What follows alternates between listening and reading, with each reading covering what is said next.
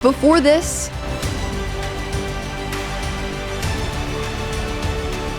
there was just him. I'd like to introduce my starting quarterback from this past season, Tom Brady. Tom Brady didn't play football till his freshman year of high school. He was the backup quarterback on an 0-8 team that didn't score a single touchdown. Tom wasn't even good enough to get a snap at QB on a team that bad. Tom says the only reason he played his sophomore season is because the QB his freshman year quit, so he figured, oh, I'll get a chance to play now. After starting his junior and senior season as the varsity's quarterback, he went on to play college ball at Michigan. 7 quarterbacks were on the Michigan depth chart when he joined the team. By his sophomore season, Brady was in a battle with senior Brian Griese for the starting job. He didn't win it, but he went to the coach's office the next day and told him this: "Coach, I'm not going to leave, and I'm going to prove to you that I'm the best quarterback." A year later, for his junior season, he was finally named the starting quarterback. But his starting job was not secure for his senior season. Sophomore Drew Henson, what some called the most highly touted athlete to commit to Michigan at the time,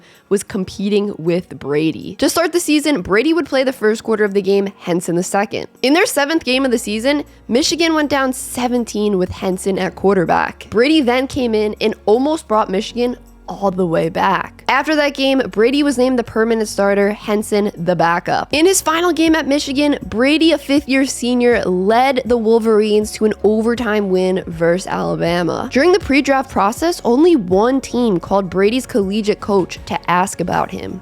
That team was the Patriots. Scouting reports didn't speak very highly of Brady during this process. His scouting report read like this: poor build, skinny, lacks great physical stature and strength, lacks mobility and ability to avoid the rush, lacks a really strong arm, can't drive the ball downfield, does not throw a really tight spiral, system type player who can get exposed if forced to ad-lib, gets knocked down easily. Draft day in 1999 came around, and Brady and his family expected him to go in the 2nd or 3rd round. Tom's favorite team growing up was the 49ers. They were in need of a quarterback, but they opted to draft Giovanni Carmazzi in the 3rd round while Brady was still on the board. Carmazzi never ended up playing in a regular season NFL game. As the 6th round rolled around and his name was still not called, Brady said he just couldn't sit there and watch anymore, so he got up and walked out of his house down the block. Finally, he was selected with the 199th overall pick by the Patriots. 6 quarterbacks ended up being selected ahead of him. Drew Bledsoe was quarterback 1 on the Patriots when Brady joined the team.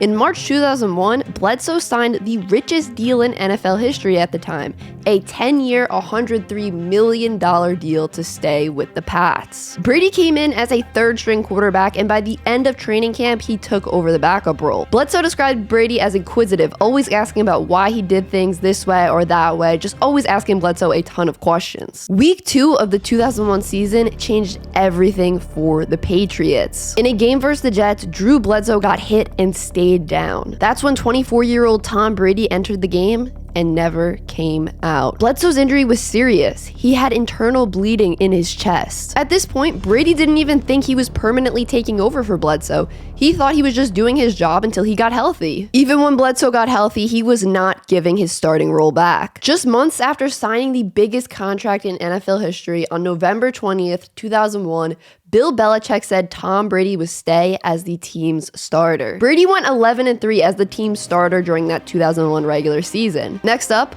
were the playoffs. They won in the AFC divisional round versus the Raiders. Then in the AFC championship game on the road versus Steelers, Tom Brady left the game with an ankle injury. Bledsoe came back in due to the injury and won the game for the Patriots. He played really, really well. Then came the Super Bowl and the debate of who would start at quarterback for the Patriots, Bledsoe coming off one of his best games or Brady with a banged up ankle. The Tuesday before the Super Bowl, Belichick brought both Brady and Bledsoe to his room. He called Tom in and told him he was going to get the starting nod over Bledsoe. The Patriots went into the big game as big underdogs versus Kurt Warner and the Rams. 124 left in the Super Bowl, Patriots offense gets the ball with no timeouts.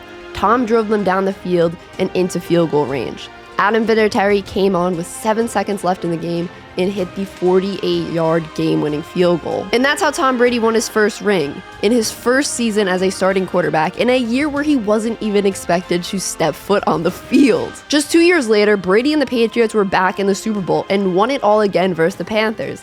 And then, the year after that, they were again in the Super Bowl going up against the Eagles. They won that one too, 24-21. So that made them back-to-back world champs and Super Bowl winners in 3 of the last 4 years. In 2007, the Patriots had an undefeated season up till their big loss in the Super Bowl versus the Giants. After another loss versus the Giants in the Super Bowl in 2011, Brady and the Patriots got back their Super Bowl champion title in 2014 versus the Seahawks. In Tom Brady's return from his 4-game Deflategate suspension in 2016, he went 11-1 during the regular season. He then brought the Patriots to the Super Bowl where they were going against the Atlanta Falcons. With 3 minutes left in the third quarter, the Patriots were down 28-3. But then the Patriots decided to score 31 unanswered points. With under 1 minute left in regulation, the Patriots scored and completed the 2-point conversion to tie the game. That got the game to overtime. With 11 minutes left in overtime, James White gets into the end zone and they win the Super Bowl yet again. In my opinion, this game is where Tom Brady cemented his status as the greatest of all time. And we all know his final Super Bowl came away from the Patriots dynasty